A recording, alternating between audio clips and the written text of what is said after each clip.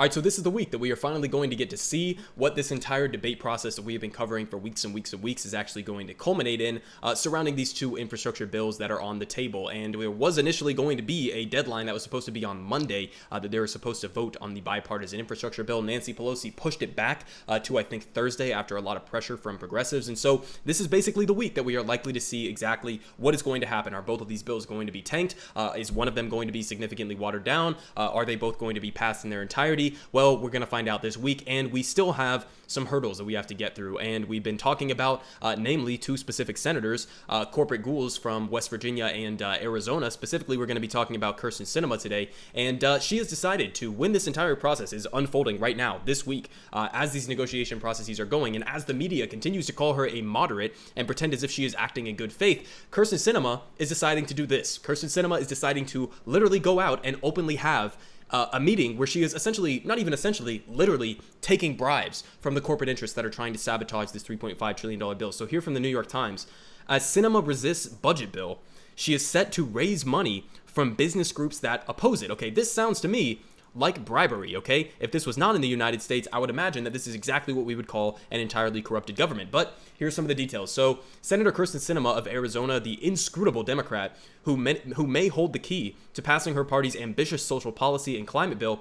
is scheduled to have a fundraiser on Tuesday afternoon with five business lobbying groups, many of which fiercely oppose the bill. And under Mrs. Sinema's political logo, the influential National Association of Wholesaler Distributors and the Grocers PAC, along with lobbyists for roofers and electrical contractors and a small business group called the S Corp Political Action Committee, have invited association members to an undisclosed location, okay, literally just like straight up villain shit here, to an undisclosed location on Tuesday afternoon for 45 minutes to write checks for between $1,000 and $5,800 payable to Sinema for Arizona. Okay, this is just straight up bribery. This is the type of shit that politicians should be thrown in prison for, okay, in an ideal country, right, where we actually care about rooting out corruption.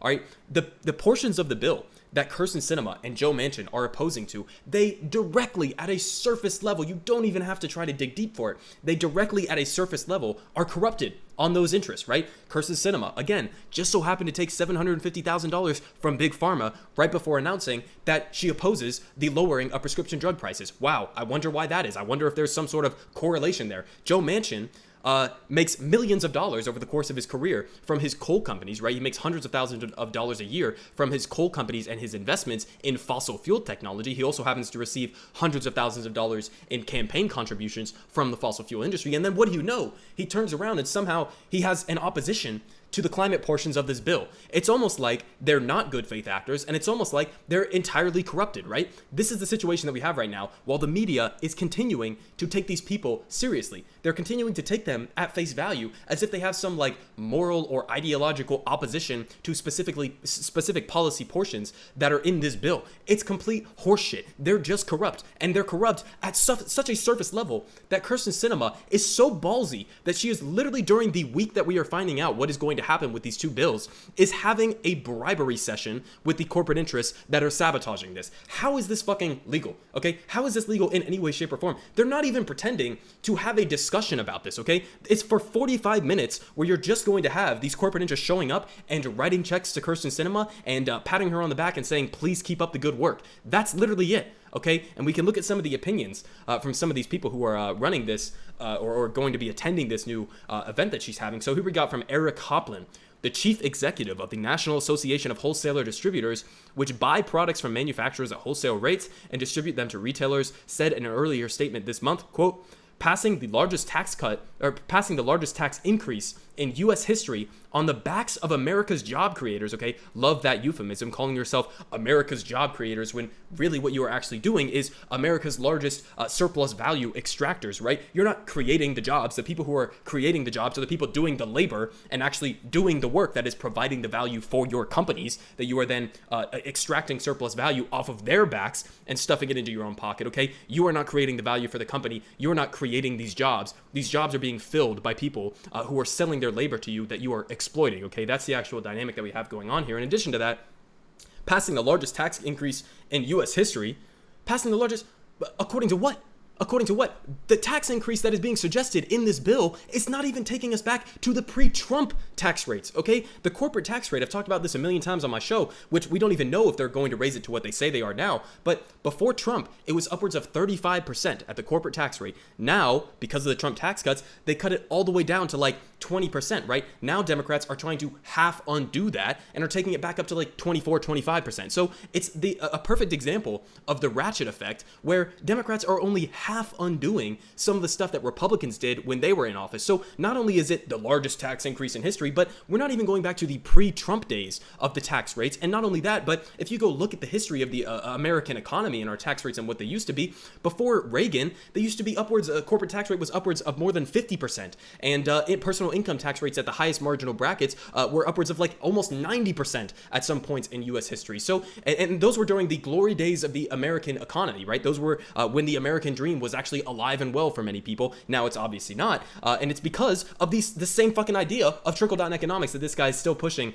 to this day, decades after Reagan, still have the same goddamn failed ideas that they have been pushing. But they continue saying in a lengthy message to members this month, Robert Yeakel, of the Director of Government Relations at the National Grocers Association, went over a laundry list of tax hikes that Democrats are contemplating. Quote, even if a handful of moderates balk at many of these hikes, Senators Sinema and Manchin have already publicly opposed the $3.5 trillion number, grocers and other industries are still going to see a jump in their tax bill. Oh, poor grocers. You mean like grocers like Kroger, who stuffed thousands and thousands, if not millions of dollars into their executives' pockets, giving them bonuses during a pandemic while simultaneously shutting down some of their grocery chains as workers were trying to demand hazard pay? You mean grocery chains like that? I mean, this is what we're really talking about here, okay? These organizations, these companies, are companies that exploit and screw over their workers at every single turn, and then suddenly they're like, oh, but we're the job creators. Oh, you can't tax the poor grocery chain owners, the poor grocery chain executives, okay, who are fucking over their workers at all time. Save me the tears, okay? This is completely ridiculous and pathetic. We absolutely should be raising taxes on these people, and they have no good arguments against it other than, pretty please, I'm a job creator, or whatever the fuck, even though that's entirely nonsense. Now, we also had this is kind of the bigger part of this story that nobody seems to really be talking about, but Mrs. Sinema of Arizona apparently recently has told colleagues privately that she will not accept any corporate or income tax rate increases. Okay? So this was buried in one of the later paragraphs in this article that he's linking here. But yeah, if she's not going to increase any of the tax rates, right, any of the corporate tax rates at all, then the entire bill is dead, because that's how they are saying that they're going to pay for it, even though, if you know anything about modern monetary theory, then they're not really paying for it with our taxes. That's not how government spending works. But anyways, under their model of thinking, that's how they are paying for these bills. So if you don't have the corporate tax rate increases, if you don't have tax rate increases on people making over $400,000 a year, then the whole bill is dead, okay? So this is it. If she doesn't give in on this, then both of the bills are dead, which is why I'm more and more inclined to believe that they both will be dead if it continues on the current trajectory. But we have progressives that are holding firm, right? We aren't bluffing. Progressives hold the line as Pelosi moves ahead with bipartisan bills. So here's some of the quotes from some of the members of the Congressional Progressive Caucus that have been holding firm this entire time. Quote, it can't be a pinky promise, said Pramila Jayapal, obviously the chair of the Congressional Progressive Caucus. She says, it's got to be an actual bill that is written, the legislative text is written, the numbers are agreed to, everything is agreed to in order for us to be able to vote for the bipartisan bill. And Ilhan Omar, the whip for the Congressional Progressive Caucus, echoed that message on Monday, saying, we aren't bluffing. Quote, we have about 12 members in the House, in the Senate, and the Democratic caucus who are an obstacle to getting this done, Omar said in an appearance on CNN, referring to the conservative Democrats like Sinema who are hindering the process on the reconciliation package. Quote, they would like to make the public believe that the Progressive Caucus is blocking these bills from passing. It's the opposite. We know that if we don't pass these two bills, the president's agenda will not pass. And I like this framing because it's just true, okay? Progressives are the ones who are backing the so-called moderate Joe Biden's agenda, okay? The people who are blocking this agenda are not moderates, they're conservative extremists, okay? Because remember, the original bill that Bernie Sanders and other progressives wanted at the beginning of this negotiation process was $6 trillion, okay? We're now all the way down to $3.5 trillion.